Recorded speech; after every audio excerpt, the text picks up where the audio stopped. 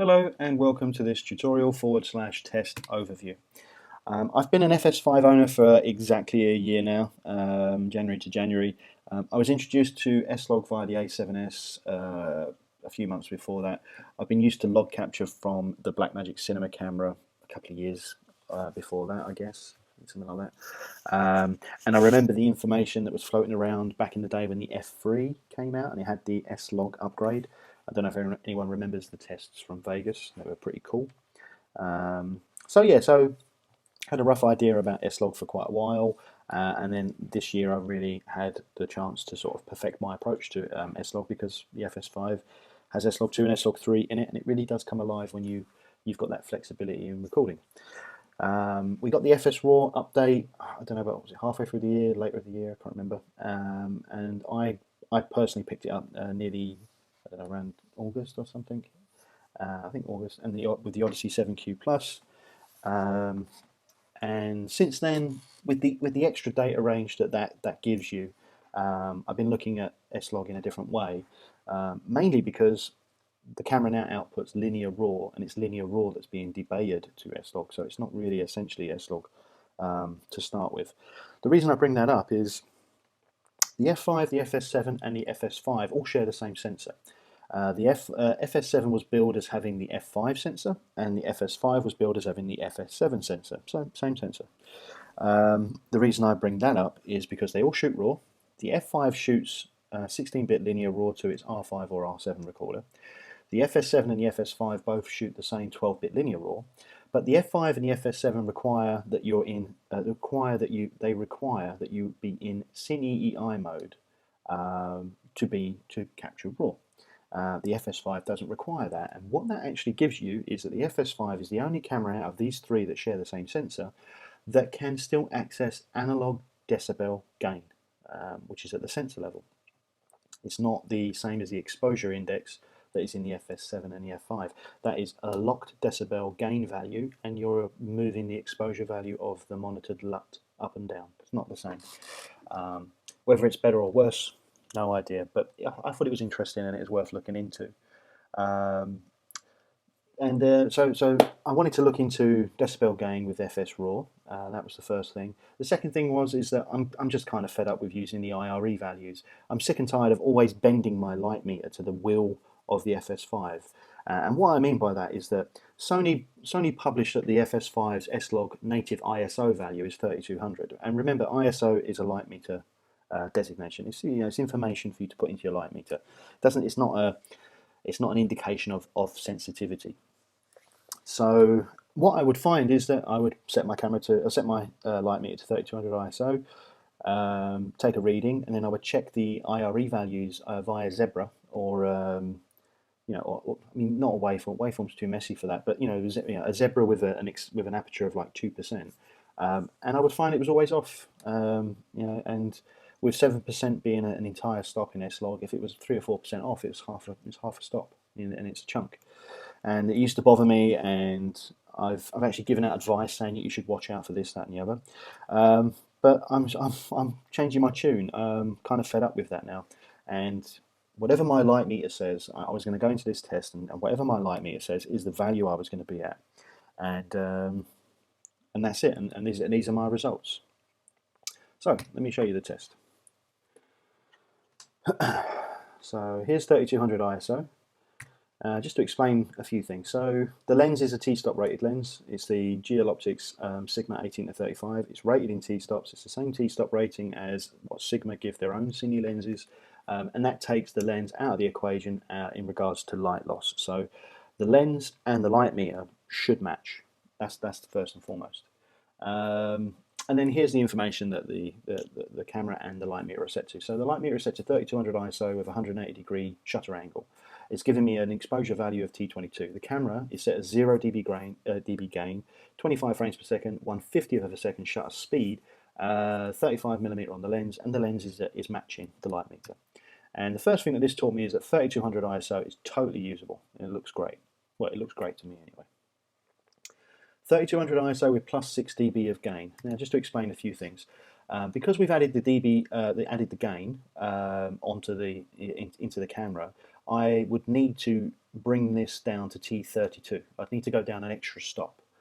Because I can't go down an extra stop, I increased my shutter speed from 1/50th of a second to 1/100th of a second to create an equivalency.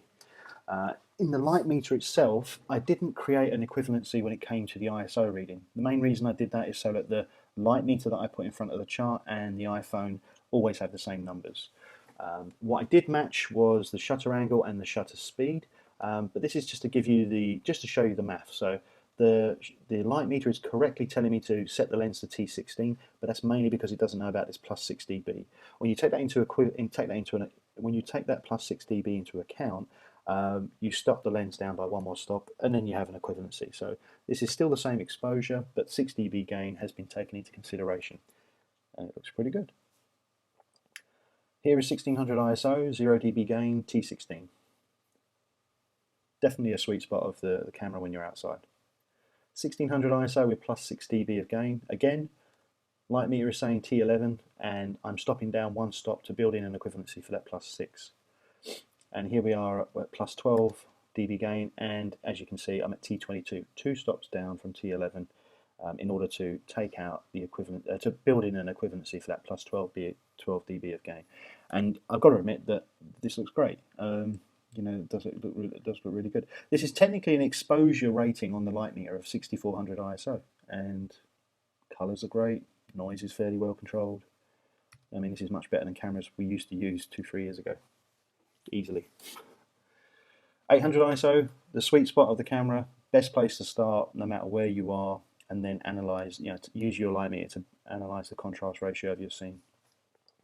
800 ISO with plus 6 dB of gain, still looks great, noise is well controlled, colors look great, there's no loss in color depth that I can see. Plus 12 dB of gain, still, oh sorry I whistled there, sorry, I still can't see any changes. I mean, you have to ask yourself what's the point. An 800 ISO with 12 dB of gain is the same as 3200 ISO, so you'd want to compare this to 3200 ISO and see if there's a difference. And then even if there is a difference, you'd have to ask yourself what's the point, why would you do it? And it might be just for easier on-set workflow, or you might find with more testing you might find there's a change in color or something. 400 ISO looks great. This is 3 stops over base. 400 ISO with plus 6 dB of gain, still looks great, don't see any change to the color tones, looks fantastic. 12 dB, still holding on. It really makes me want to do an ISO shift test. And here we are at 200 ISO. This is when the camera starts to break. I think this is possibly rescue. I mean, I would guess that a talented grader might be able to rescue some of this, and maybe sort of fix the highlight roll off here with some channel mixing or something. 200 ISO with plus 6 dB, consistently the same, which is pretty cool. This is when you start to see the changes when you get to plus 12, and here we are at plus 12. Got channel clipping. You can start to see it change on the forehead, and obviously over by the seat cowl it's getting worse. But overall, that's the breaking point of the camera, 200 ISO. I did do 100 and 50, I did 100, 50, and 25 to stay logarithmic, and yeah, it wasn't worth it. Okay, here's the second part of the test. So this is the same footage, but this is now taking Sony at their word and just applying Sony's LC709 Type A LUT to the footage, which is their low contrast LUT. Let's see how we're doing. 10 minutes, that's about. So for 3200 ISO, this is literally the footage with the LUT put on top, and this is what we get. Personally, it's not my taste at all. I mean, being low contrast, it's a little noisier. With plus 6 dB of gain, of course, it's a little bit noisy. 1600 ISO. Okay, so now to explain the color correction process. So this is just 2 nodes in DaVinci Resolve. Node 1 has a LUT built in LUT Calc, which is what I call an S-log pass-through LUT. What it has is, it doesn't affect the gamma, it doesn't affect the gamut. All it does is pull the exposure down. When I say it doesn't affect the gamma, of course it's changing something because it's pulling the exposure down, but it keeps it logarithmic. So it's still a log curve, It's not moving it to Rec 709, and it isn't reducing the S gamut from S gamut down to Rec 709. So it's not your typical exposure compensation LUT. It's a LUT that passes S-Log through, so I can use it with other LUTs. And that's exactly what I did here. In node 2, you have the same LUT that we used in the previous test footage, which is 3200 ISO. It's purely just to correct the exposure. And I've done that all the way through. So 1600 plus 6 dB plus 12 dB. I mean, you can definitely see there's more noise now down here.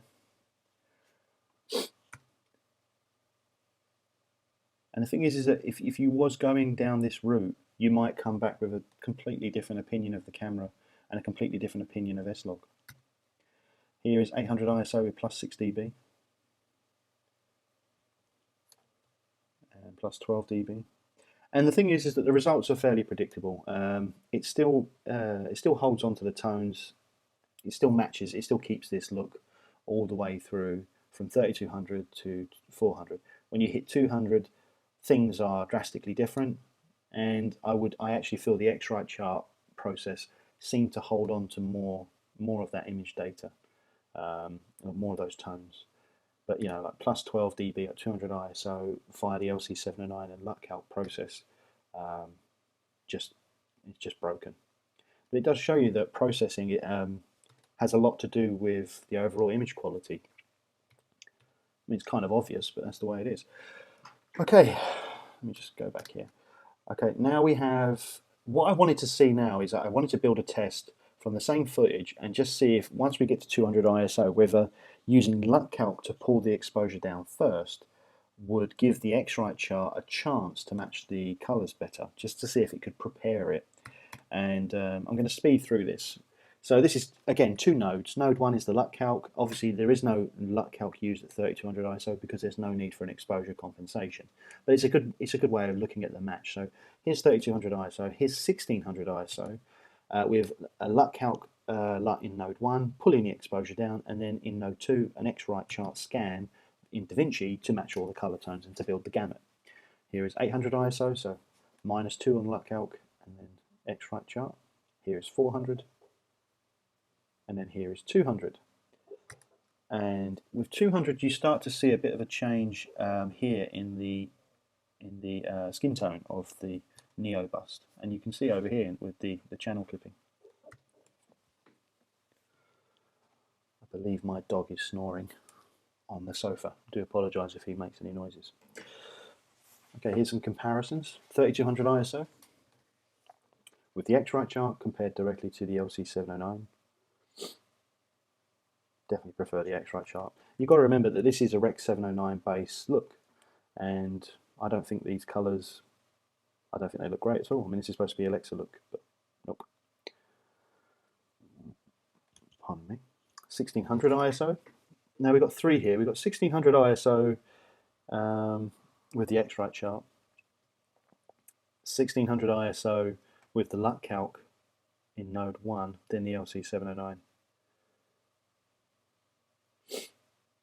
800 ISO.